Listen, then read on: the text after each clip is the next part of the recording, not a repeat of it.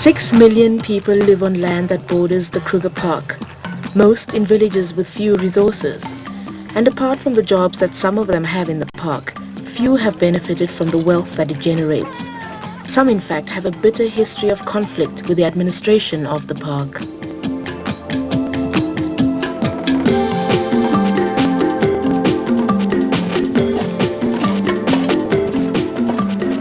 Livingston Makuleke is the headmaster in a local school.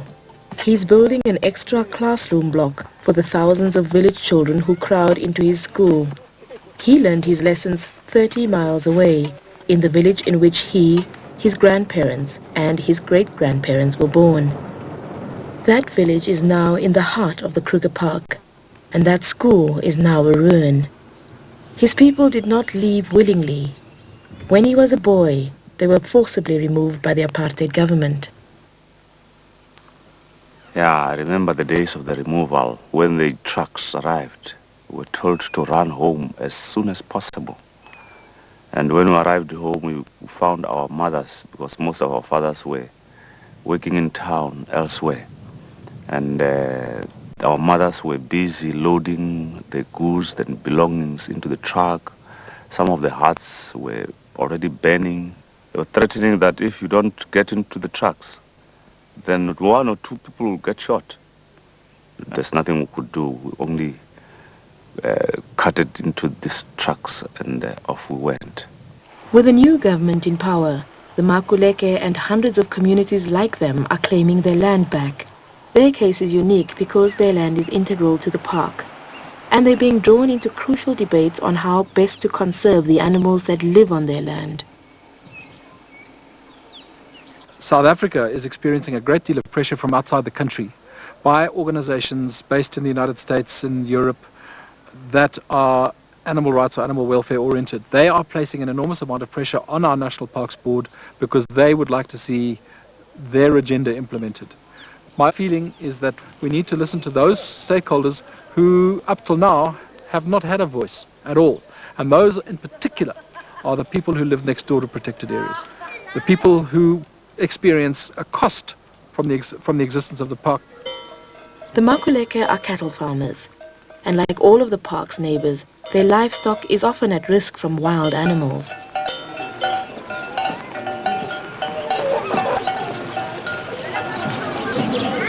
Sam Chauke, once a wealthy man, lost a herd of cattle 300 strong when his tribe were removed.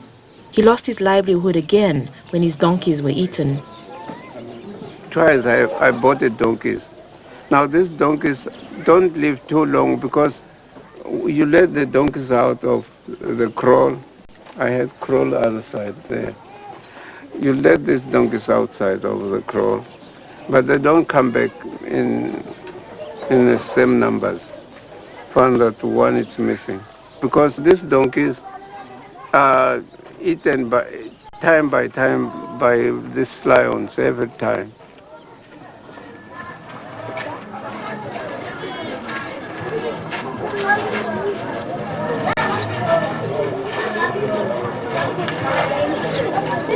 According to our tradition, as an African, we believe that a cattle is a treasure. Cattle is my bank. If the lion come and destroy my livestock, I feel I should be compensated. I cannot keep on feeding the wild animals, and at the end of the day, I don't benefit in return. It will be useless if we talk about conservation at the end of the day, only to find that it's not benefiting the local people. Conrad Steenkamp from the Endangered Wildlife Trust is a consultant to the Makuleke. Conservation has gone through a number of phases. The first phase consisted of actually removing people from resources. People came from the outside, meaning Europeans, with an idea, we have to conserve nature, we have to protect it. And said, we're going to have a game reserve there. People out, fences up. The conservationists, however, began to realize that you cannot run conservation in the face of resistance from people on the ground, the people from whom you've removed those resources. a new phase started developing in South Africa whereby the conservation authorities started to look at models to involve people in conservation. One should be careful, therefore, at this stage that one does not have yet a third phase, which is actually a leap back into darkness, where yet again people are coming from the outside with an idea, a model, which does not fit the realities on the ground. The Makuleke, removed from their land for a generation, are training these youngsters for the time when their land will be returned. The kind of conservation during the colonial era was very bad, and rural people and the land of rural people were taken from them, and they lost their rights from their land. And now that it is the new South Africa, the new democratic South Africa, these people, the rural people, are now claiming their lands. So if there is a relationship between the conservationists and the rural people, I think conservation is going to survive. These two worlds, people and conservation, will come together whether one likes it or not. It will either come together in the form of a partnership, or it will come together in the sense of people hunting in parks on their own accord, what we call poaching. People making use of the resources inside the park on their own accord. The pressures, the social pressure, the populations that are building up next to the parks cannot be stopped by a mere fence. It's not possible.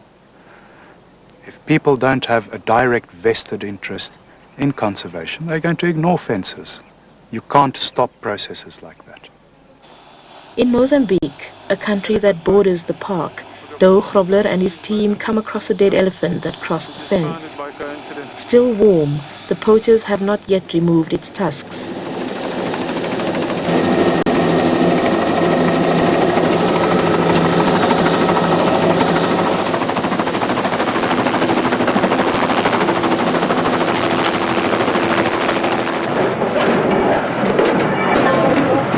This rhino has also crossed over, and the park team will retrieve it. An animal that crosses over is given less than 12 hours to live. As long as people are poor and animal products lucrative, the poaching will continue. The way out is to give local people a stake in the wealth that the animals can offer. People should be taught that they are also the custodians of the natural resources. And I don't believe that if I see a lion as my treasure, I'll go and poach it. I will be stupid to do that. So I also believe that at the end of the day, I must see an elephant as something, as my asset.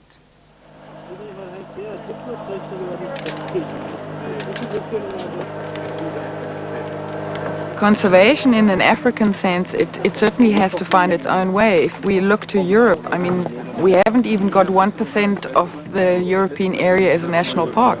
In Africa, in some countries, you have areas up to 10%. So from that point of view, they're already ways ahead of us. Africans looked after this continent extremely well. We've still got an incredible biodiversity in Africa, which is not true of North America or Europe. You know, they've eaten all their wildlife. Africa has still got it. And to me, that indicates that there were management systems in place. They might have been very hard to detect, but they were there. And communities in the last century were very effective at looking after their wildlife populations. The people that killed all the wildlife were the colonialists, the hunters. They're the ones that came in and destroyed all the elephants, for example. A park ranger leads Joe Chauke and the chief of the Makuleke to visit their ancestral graves. La ndawonle ekona masireni ya ka hina hinkwako ekona ku lahliwa tihosi la leswo kusukela loko ku sungurile vakokwana wa mina lava va ri tihosi hinkwavo a va lahliwa la ta gqina hi tatana wa mina 1967 a lahliwa la kusukela endzhaku le vakokwana hinkwavo lava ri tihosi a va lahliwa kwa.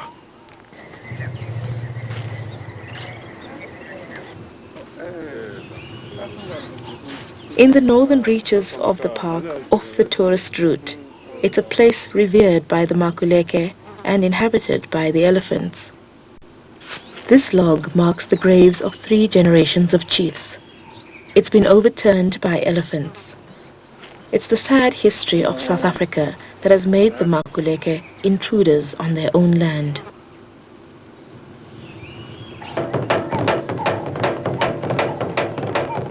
To preserve the land and the animals for future generations, a path has to be found that gives the people back what's theirs by right, and at the same time makes room for animals to flourish in the wild.